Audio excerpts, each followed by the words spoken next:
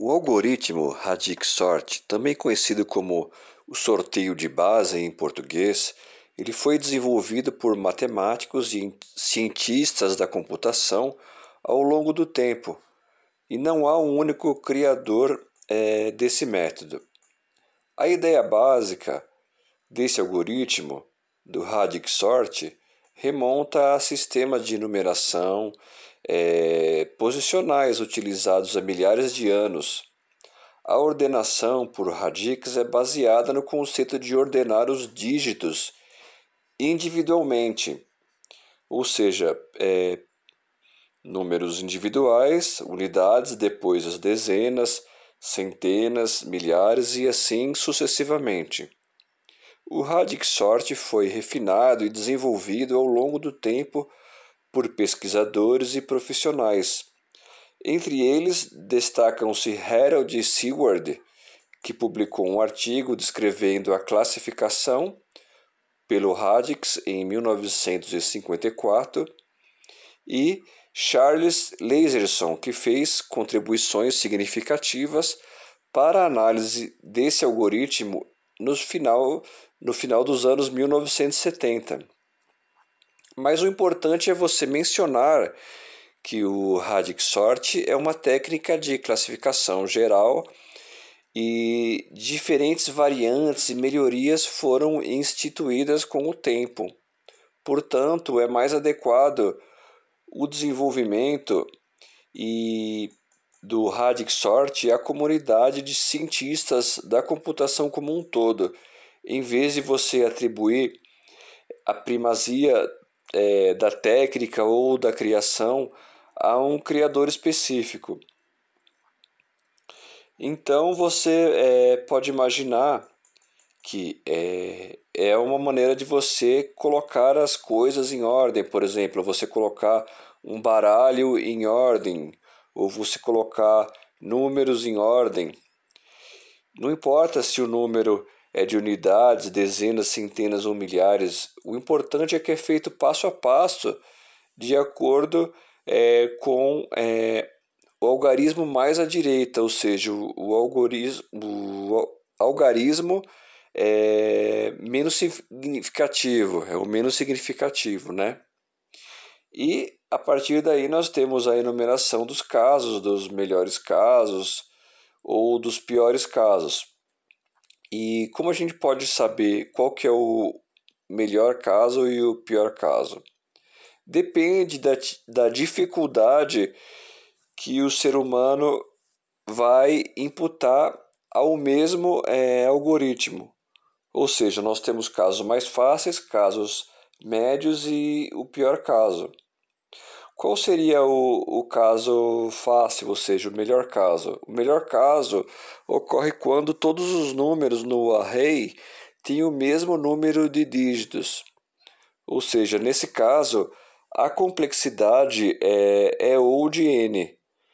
Ou seja, n é o número de elementos de um array, e isso ocorre por quê? Porque o algoritmo passa pelo loop externo apenas uma vez. No caso médio, o caso médio ocorre quando os números do array têm números de dígitos diferentes, mas estão uniformemente distribuídos. Nesse caso, a complexidade de tempo do Radix-Sort é O de D vezes n, onde D é o número médio de dígitos nos números do array. O loop externo é executado D vezes, enquanto os loops internos são executados n vezes para cada dígito. Já o pior caso ocorre quando os números do array têm dígitos com valores muito altos em relação ao número total de elementos. Nesse caso, a complexidade de tempo do Radix-Sort é O de n, onde D é o número máximo de dígitos nos números do array. Isso ocorre porque o loop externo é executado D vezes, enquanto os loops internos são executados n vezes para cada dígito. O algoritmo do Radix-Sort é eficiente para classificar inteiros não negativos em relação ao número de dígitos. Ele não faz comparações entre elementos, mas sim baseia-se na ordenação de dígitos individuais. Tanto o médio quanto o pior caso têm a mesma complexidade de tempo, O de D vezes N. No entanto, a diferença está na distribuição dos valores dos dígitos nos números do array. No caso médio, essa distribuição ela é equilibrada, enquanto no pior caso há um desequilíbrio com números que possuem um número muito maior de dígitos em relação aos outros. No pior caso, os números no array têm dígitos com valores muito altos em relação ao número total de elementos. Isso significa que um ou mais números têm um número de dígitos significativamente maior em relação a outros, criando um desequilíbrio na distribuição dos valores dos dígitos. Quando isso acontece, o algoritmo Radix-Sort precisa executar o loop externo D vezes, onde D é o número máximo de dígitos nos números do array. Em cada iteração do loop externo, os loops internos percorrem os n elementos do array para contar e construir o array de saída, com base nos dígitos na posição atual. Assim, o pior caso ocorre quando o número máximo de dígitos é grande em relação ao número de elementos no array. A complexidade de tempo no pior caso é ou de D vezes N, onde D é o número máximo de dígitos nos números do array. Vou explicar um código em linguagem C com a instituição do algoritmo Radix-Sort. A linha include stdio.h e a linha printf e scanf são as linhas iniciais, ou seja, as linhas include fornecem as funções de entrada e saída padrão em C, no caso printf e também o scanf. Após a inclusão dessas bibliotecas e com as saídas printf e scanf, nós temos outras partes que são funções como int_main e outras funções também, e além das passagens de parâmetro. Outra parte do código é a parte do findMax, que é a função, recebe um array e seu tamanho como parâmetros. A função itera sobre o array para encontrar o maior elemento presente nele e o retorna. A função Radix-Sort, que é a próxima função, ela é definida e implementa o algoritmo Radix-Sort. Ela recebe um array e seu tamanho como parâmetros. Nessa linha, chama a função findMax. Para encontrar o maior elemento no array, ela vai encontrar o maior elemento, né? Ela recebe um array e seu tamanho como parâmetro, e a função findMax ela vai encontrar o maior elemento armazenando esse maior elemento na variável max. Após isso, você tem um loop externo do Radix-Sort, que é, no caso, o for. O for itera sobre cada dígito do número, começando pelo dígito menos significativo, que no caso é o dígito da direita. A condição max dividido por x maior que zero verifica se ainda há dígitos a serem processados dentro do loop. São declarados um array de saída, que é o output, para armazenar a classificação intermediária, e um array de contagem, o count, para contar a ocorrência de cada dígito de 0 a 9. Este é o primeiro loop interno do Radix Sort. Ele itera sobre o array original e incrementa o valor correspondente no array de contagem para cada dígito encontrado. A expressão array i/exp porcentagem 10 calcula o dígito atual de cada elemento. Essa variável é %10. Ela é muito importante no cálculo do dígito desse elemento. Após isso, você tem o segundo loop interno do Radix Sort, que atualiza o array de contagem para indicar a posição correta de cada dígito no array de saída.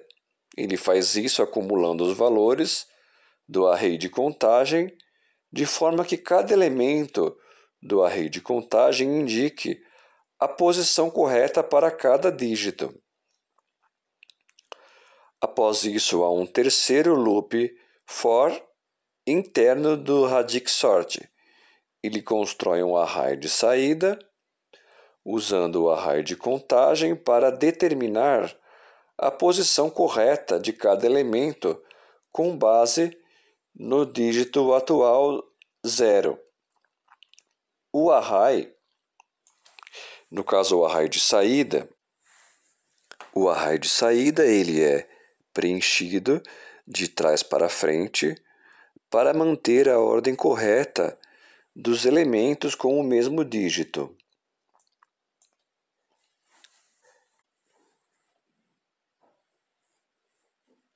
Após isso, um outro loop for, ele copia o array de saída de volta para o array original, atualizando-o com a classificação intermediária.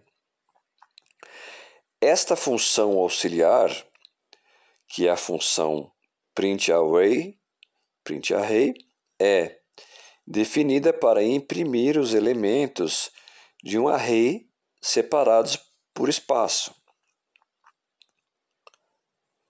E a função main, que no caso é a função principal, é onde o programa começa a ser executado. Nesse caso, um array de exemplo é definido e seu tamanho é calculado. Em seguida, o array original é impresso. O algoritmo Radix Sort, ele é chamado para ordenar o array e, em seguida, o array ordenado é impresso. Por fim, a função retorna 0, indicando que o programa foi executado com sucesso.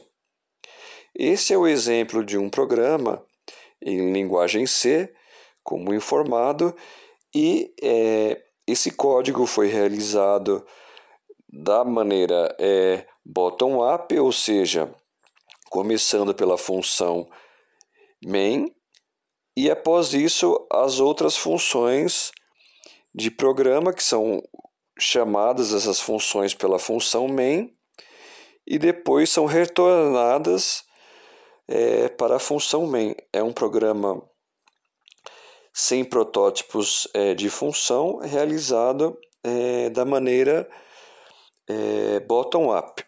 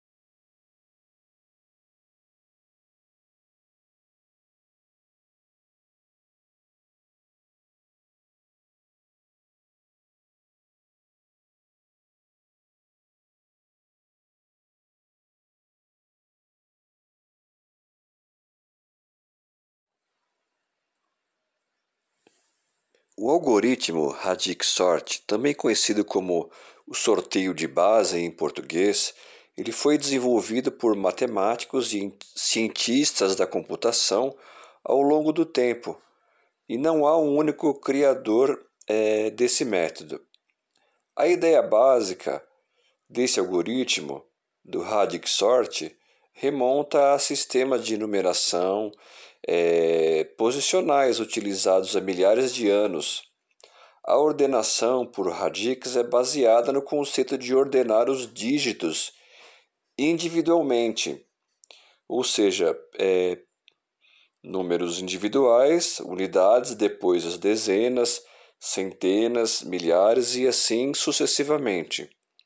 O Radix-Sort foi refinado e desenvolvido ao longo do tempo por pesquisadores e profissionais.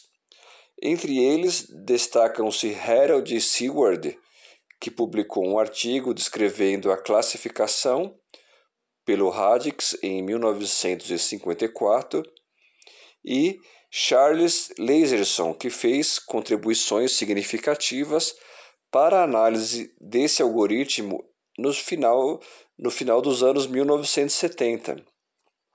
Mas o importante é você mencionar que o Radix-Sort é uma técnica de classificação geral e diferentes variantes e melhorias foram instituídas com o tempo. Portanto, é mais adequado o desenvolvimento do Radix-Sort à comunidade de cientistas da computação como um todo, em vez de você atribuir a primazia da técnica ou da criação a um criador específico.